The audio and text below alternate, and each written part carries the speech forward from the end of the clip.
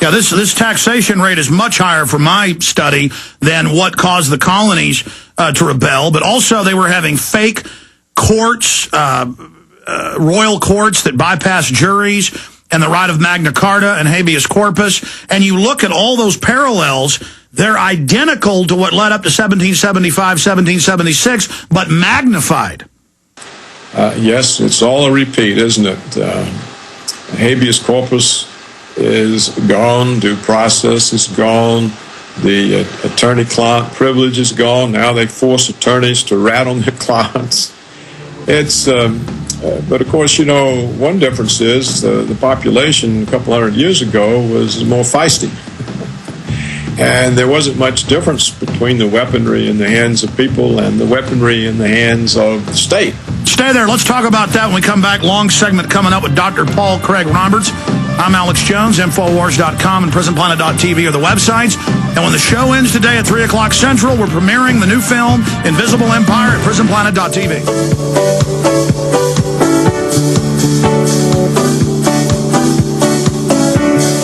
Want to remind listeners, we're now shipping Invisible Empire New World Order Defined on DVD. You can also support us by purchasing it. It's part of a win-win. Exposing the New World Order, the global corporate fascist state. 2+ hour film. Jason Burmis, I produced it. Now available at Infowars.com. We have Police State, The Rise of FEMA, coming out next week that I've made over the last year, proving this police state control grid and that the FEMA camps do indeed exist. Going back to Dr. Paul Craig Roberts, separately on the police state, regardless of the Emergency Centers Act, regardless of the John Warner Defense Authorization Act, Patriot Act, we know U.S. citizens are being grabbed. The military is torturing them. They are holding them without trial. All of this is going on. The denial needs to end about the level of tyranny accelerating in our society. Well, Alex, I don't know how much of it goes on, but what we do know for certain is that they have removed the barriers to it and can do it whenever they want. They can grab whoever they want. We had, the head of Homeland Security fairly recently saying that Homeland Security was shifting its attention from foreign terrorists to domestic American extremists. And we had not long ago the arrest of a blonde, blue-eyed woman as a terrorist. So they're already moving away from the Muslim threat. They used that to get all of those police state measures in place, and now they can apply them to the general population. But Alex, before we go off into that, let me say one more thing about the income tax. Absolutely. Many progressives and liberals get disturbed at criticisms of the income tax because they think it's used for the poor. I was on a show just the other day where the host thought that the income tax paid for public schools and roads, and was unaware that the road system was built with gasoline tax and that the public schools are funded with property tax. But let me just make a point about the use of the income tax revenues.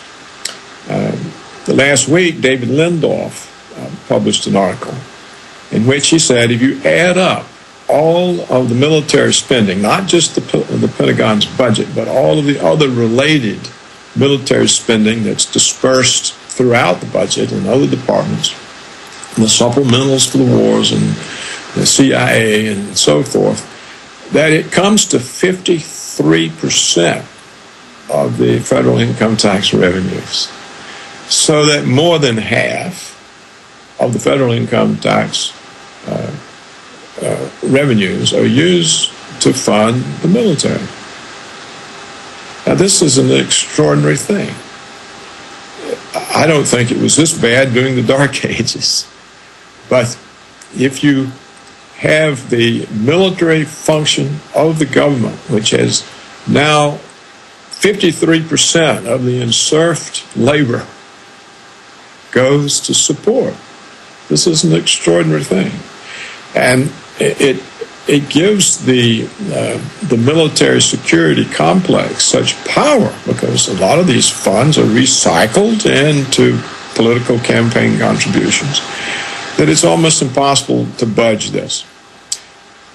Now, if you look at the size of the American budget and then military spending, the total thing that Lindorf presents, then you add in that of all of our allies in Europe, Japan, and then the nations that are friendly to us, it accounts for 2/3 of world military spending. And so how do we face a threat? How is Iran a threat? Now, this is really very interesting because Iran's annual military budget is $4.8 billion. Cost of maybe, 2 weeks of our war in Afghanistan. $4.8 billion is what the Pentagon spends on child care and recreation. It's what it spends on its replacement helicopters. Or 1 or 2 stealth bombers. Yeah. So here is Iran with a military budget equal to what the Pentagon spends on child care and recreation, and it's a threat to America. It's amazing. Now going back, you were Ronald Reagan's chief financial market advisor, the father of Reaganomics, head of policy at the Treasury. What about the Grace Commission? Because my reading of that, it boils down to not 1 red cent of it goes to the American people or to run the country. From my reading, much of the money goes to interest on the debt, does it not? Well, now, and one way they are keeping that down is the Federal Reserve is buying so much of the debt in order to hold down the interest rate. But the minute that blows up, which it has to sooner or later, the cost of carrying the debt is going to be horrific. What if you remember the short-term interest rates that Yes. Volcker stuck on, 17%? I can remember when long-term treasuries, when I went into the Treasury, the interest rate on long-term treasuries was 16%. Can you imagine those kinds of interest rates today? Well, let me ask you that. They're now talking about raising interest rates. A, what will that do? And then B, we've got Volcker, Obama, and people like Glenn Beck calling for sales taxes, value-added taxes, carbon taxes, saying we've got to pay this. Well, the carbon tax, in my opinion, is something that Wall Street and the corporations have cooked up. And the purpose of the carbon tax is to make pollution profitable, because you can now buy and sell the right to pollute, and of course Wall Street will turn it into derivatives. Sure, but what will that do to the economy? I don't think that is the threat to the economy.